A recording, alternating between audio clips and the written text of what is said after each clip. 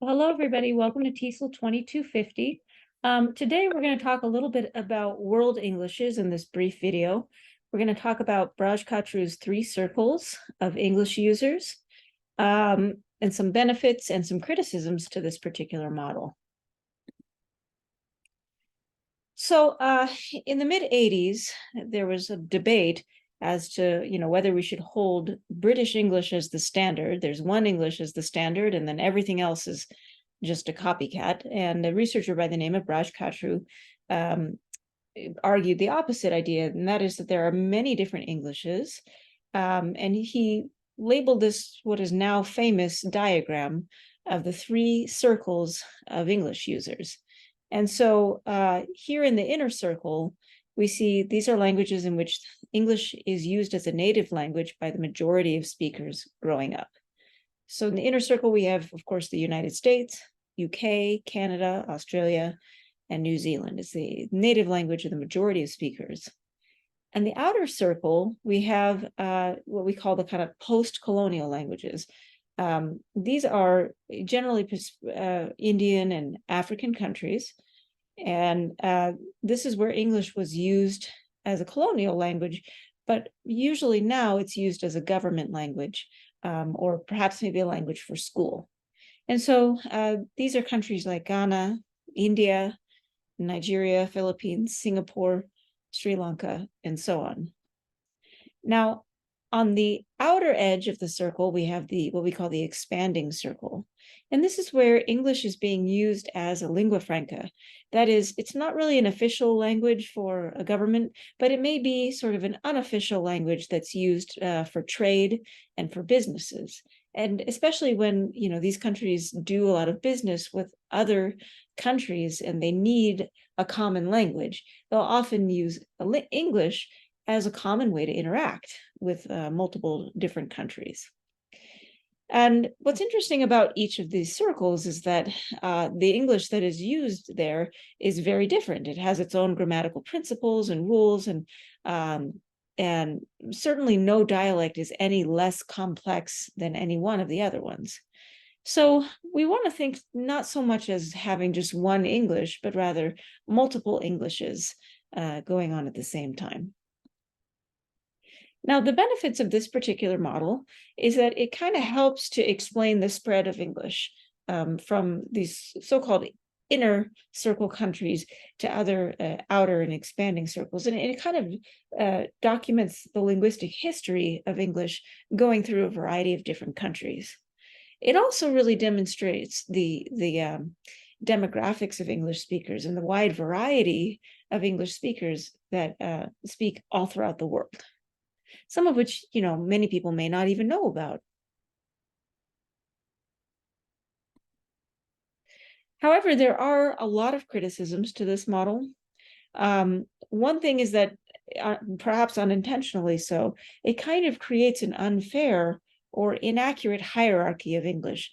Almost like, those languages that are in the inner circle, those are the true English, and everything else that's in the outer circle and the expanding circle, those are just copycat varieties, but they're not actual real linguistic versions of English. There's only a true English. And that kind of goes back to this whole prescriptive grammar idea that we were talking about, prescriptive versus descriptive grammar, or correct grammar or incorrect grammar.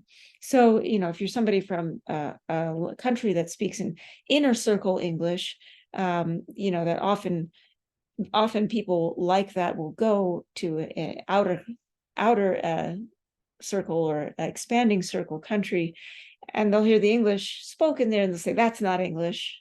What I speak is true and correct English.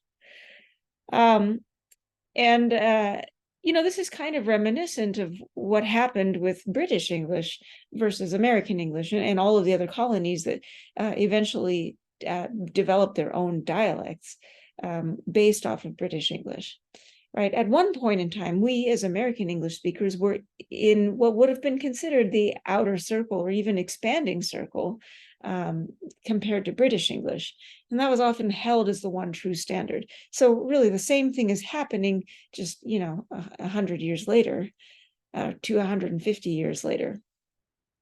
But, now we have to kind of take away this idea that, there's one true and correct English, and realize that English is being used all over the world, and it's being used for a particular context and a purpose. And if it serves the people it's being used for in that particular context, then it's really no less in English than the English we use every single day in the United States.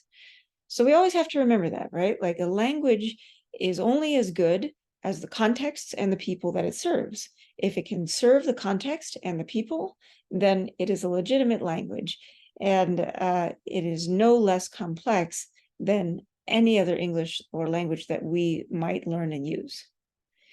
So again, the other part of that criticism is that it often delegitimizes those outer expanding varieties. And it kind of places them in the margins when we think about these different circles. And it also kind of paints those dialects as being, somehow like these empty vessels that are just kind of taking all of the leads from the inner circle. The inner circle is marking the standard and then pushing these changes out to the outer circle. And that's frankly inaccurate. Those Englishes that are on the outer and expanding circles, well, they have just as much leeway to change and evolve on their own, just as the English in the United States has been doing and will continue to do. And not only that, but those outer varieties, expanding varieties, certainly inform the inner circle varieties a lot too, and lead to changes in the inner circle varieties. And this is especially so in areas, where you have large immigrant populations, for example, living in the United States.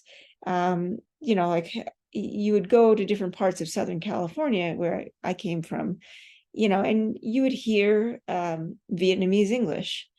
And, in a very Vietnamese area of town, that English would sound very different, right? It would actually be informing the standard West Coast US English that was in Southern California. So the outer circle and the expanding circle varieties definitely can and do influence the quote unquote inner circle varieties.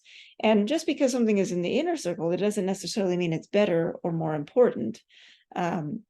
So again, any variety of any language always meets the needs of its context. It always adapts, and any users of English can adapt English to meet their needs. So these are the kinds of things we need to think about when we're thinking about, whether we speak quote unquote a more standard variety versus a more non-standard variety, and realize there's an incredible amount of diversity of Englishes in this world. So that's it for this very short presentation. Stay tuned for a little bit more on World Englishes next week.